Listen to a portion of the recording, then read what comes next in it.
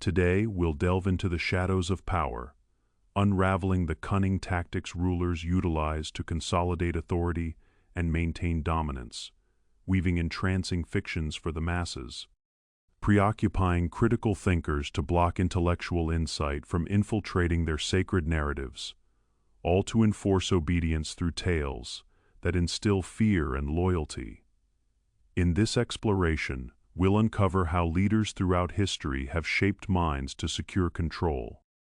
We'll examine three core tactics: crafting entrancing fictions for the masses, preoccupying critical thinkers, and using fiction to instill fear and loyalty. Let's journey back to the cradle of Western philosophy, where ideas weren't just debated, they shaped civilizations. In Plato's timeless masterpiece, The Republic, the ancient Greek thinker unveils one of his most intriguing concepts: the noble lie.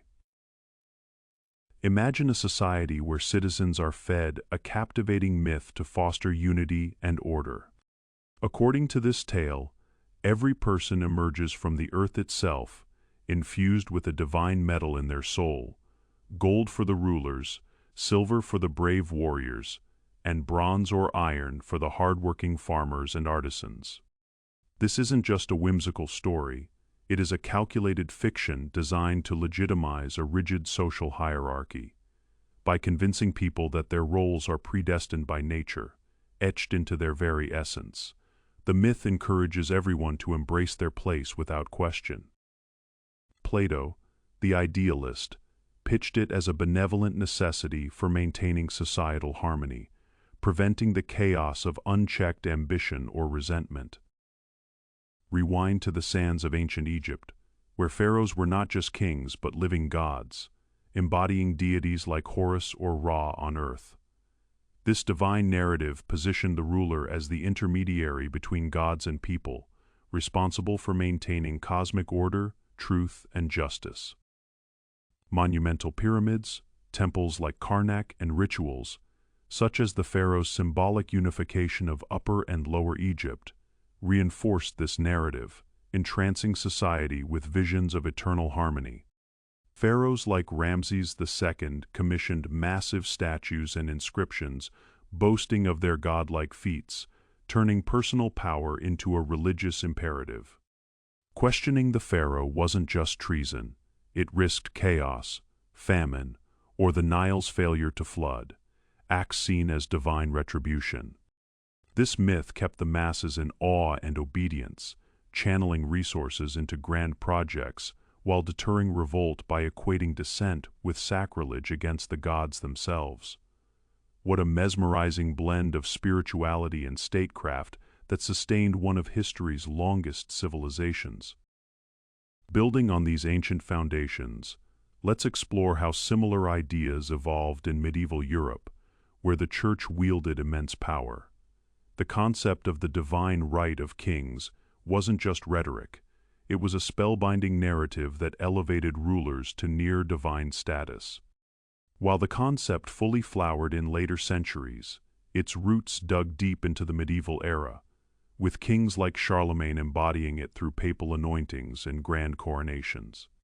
Fast forward to the absolutist flair of Louis XIV of France, who took it to extravagant heights by dubbing himself the Sun King and constructing the opulent Palace of Versailles as an earthly mirror of heavenly order and harmony. Every glittering fountain and gilded chamber whispered that his rule was ordained by the divine, making obedience a sacred duty. In the modern era, these fictions evolve into propaganda.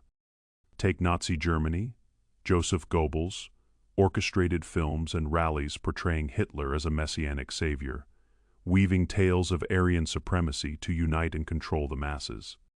Or consider North Korea's Juche ideology, a self-reliance myth that deifies the Kim family, entrancing citizens through state media and mandatory rituals. These fictions work because they're entrancing. They appeal to emotions, identity, and hope. Rulers don't just tell stories, they make them sacred, turning obedience into a virtue. But what happens when smart folks start questioning? That is where the next tactic comes in. Now, let's turn our gaze to those pesky critical thinkers, the wise sages, sharp scholars, and relentless skeptics who possess the uncanny knack for unraveling the ruler's elaborate illusions. The clever tactic? Keep them perpetually occupied, distracted, or even co-opted into the fold. That way, their piercing insights never quite pierce the veil of those cherished, untouchable narratives that hold society in thrall. This tactic has deep roots. In ancient China, during the Qin dynasty, around 221 BCE, Emperor Qin Shi Huang burned books and buried scholars alive to suppress Confucian ideas that challenged his authority. By eliminating intellectual threats, he blocked any infusion of dissenting thought into the empire's narrative of unity under one ruler. At the Roman Empire's dawn, Augustus transformed from a warlord into a restorer of the Republic through clever cultural maneuvering. To legitimize his power and distract from his authoritarian grip, Augustus relied on his advisor Maecenas, who patronized a circle of poets, including Virgil and Horace. These intellectuals were lured with estates, financial support, and positions at court. Virgil, for example, was commissioned to write the Aeneid, an epic that glorified Rome's destiny and subtly endorsed Augustus as a divinely ordained leader. By keeping these sharp-witted writers busy with lucrative projects and poetic puzzles, Augustus diverted their potential criticisms into propaganda that reinforced his noble narrative of peace and prosperity. Horace's odes even celebrated the emperor's virtues. This patronage not only neutralized dissent, but turned skeptics into storytellers for the state, ensuring revolutionary thoughts never breached the public's consciousness. The Renaissance offers another example. The Catholic Church, facing the Protestant Reformation, used the Inquisition to preoccupy thinkers like Galileo. His heliocentric views threatened the Church's earth-centered sacred narrative, so they placed him under house arrest, forcing him to recant. It wasn't just punishment. It was a way to sidetrack scientific insight from undermining religious dominance. Catherine the Great, the savvy Empress of Russia, played a similar game of intellectual seduction during her reign. Eager to project an image of enlightened absolutism, she corresponded extensively with French philosophers like Voltaire and Denis Diderot, even inviting Diderot to her court in St. Petersburg. She showered them with flattery, gifts, and intellectual debates. Diderot, for instance, spent months in Russia enjoying her patronage and discussing reforms. But this was no mere salon chat. By keeping these thinkers engaged in her grand projects, like her nakaz, a legal code inspired by their ideas, Catherine ensured their critiques remained polite and contained. Instead of fueling unrest against autocracy, their energies were channeled into bolstering her regime's prestige. The result? Radical ideas stayed on paper, far from igniting the masses, while Catherine's rule appeared progressively modern. It is a brilliant case of co-opting the era's brightest minds to polish tyranny with a veneer of enlightenment. Soviet leader Joseph Stalin preoccupied intellectuals through purges and show trials, but also by channeling them into state-approved science and art. Dissidents were labeled enemies of the people, their insights blocked from public discourse. In today's world, authoritarian regimes like China use internet censorship and re-education camps to preoccupy critics, flooding social media with distractions to prevent intellectual infiltration. Even democracies aren't immune. Governments often fund think tanks or media to shape narratives, keeping experts busy debating within approved bounds. The key is preoccupation. Give them grants, controversies, or trivial pursuits, and their profound insights never reach the masses or challenge the power structure. Finally, the glue that holds it all together, tales that instill fear and loyalty. These stories aren't random. They're engineered to make disobedience feel not just risky, but existentially terrifying. In ancient Mesopotamia, rulers like Hammurabi used the Code of Hammurabi, etched in stone around 1750 BCE, to weave laws into divine tales. Punishments were harsh, framed as godly retribution, instilling fear of chaos without the king's order.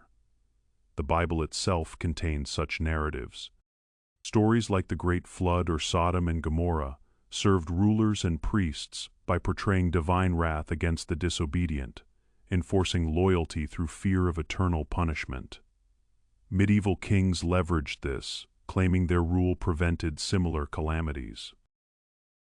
During the Reign of Terror in the French Revolution, Maximilien Robespierre and the Committee of Public Safety spun tales of hidden counter-evolutionary threats, spies, aristocrats, and foreign agents lurking everywhere, to justify mass executions via the guillotine.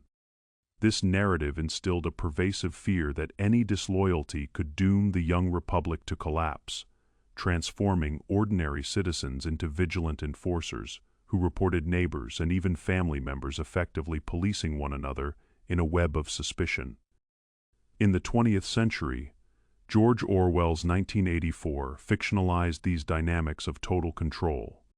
With its themes of Big Brother's omnipresent surveillance, the Ministry of Truth rewriting history, and thought crimes punished to enforce unwavering loyalty. But this wasn't mere invention.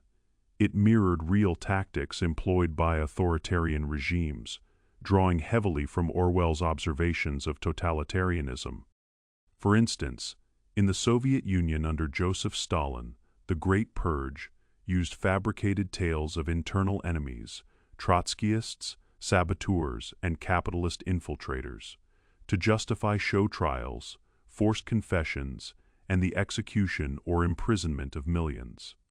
The NKVD secret police encouraged citizens to denounce others, fostering a culture of fear where loyalty to the state was proven through constant vigilance, much like 1984's telescreens and informant networks. Stalin's regime even rewrote history books to erase purged figures, echoing the novel's memory holes.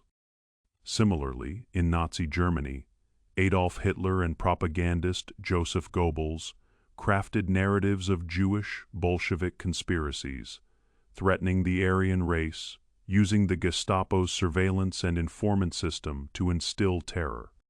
Laws like the Enabling Act enabled arbitrary arrests, while propaganda films and rallies promoted loyalty through fear of racial enemies, turning society into a self-policing machine where dissent meant extermination.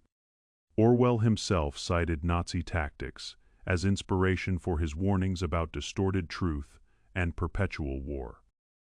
Beyond these, Mao Zedong's Cultural Revolution in China amplified such methods with struggle sessions, public humiliations where accused class enemies or imperialist spies were paraded and forced to confess, as propaganda tales warned of capitalist roaders undermining the revolution.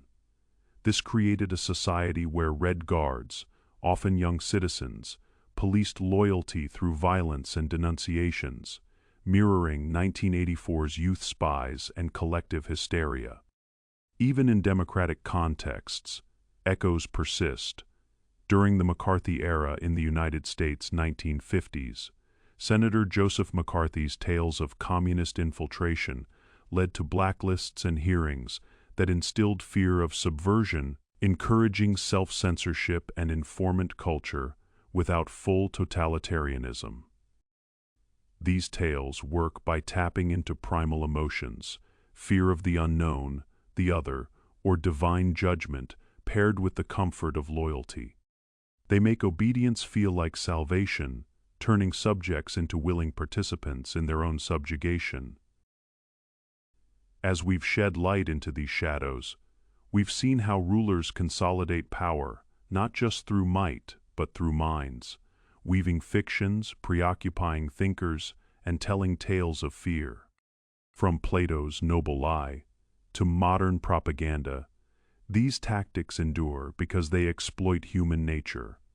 But knowledge is power. By recognizing these tactics, we can question the narratives around us. Are the stories you're told entrancing you?